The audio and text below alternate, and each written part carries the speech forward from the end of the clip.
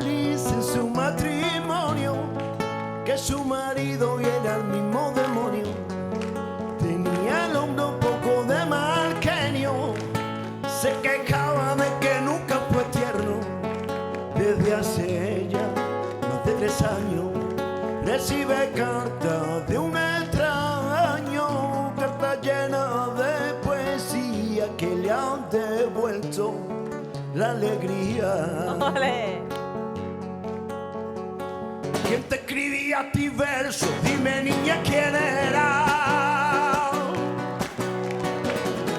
¿Quién te mandaba flores por primavera? Y cada 9 de noviembre hay como siempre chitareta así.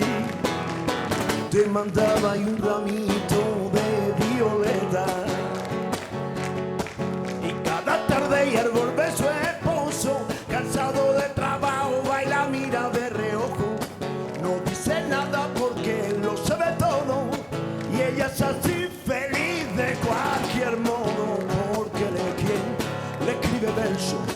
Y él es su amante, su amor secreto.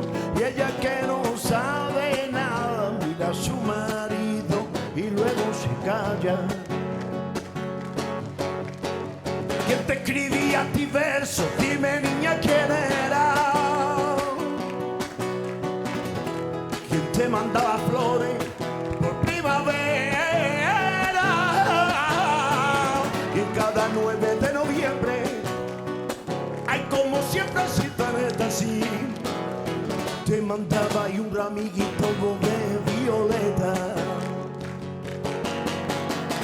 Shalaila, shalaila, shalaila, la la la la, shalaila, shalaila, shalala la la. Si t'ha agradat el vídeo que acabes de veure, subscriu-te ja al canal de YouTube de Family Duo. I si no, torna a la veure que no l'has vist bé.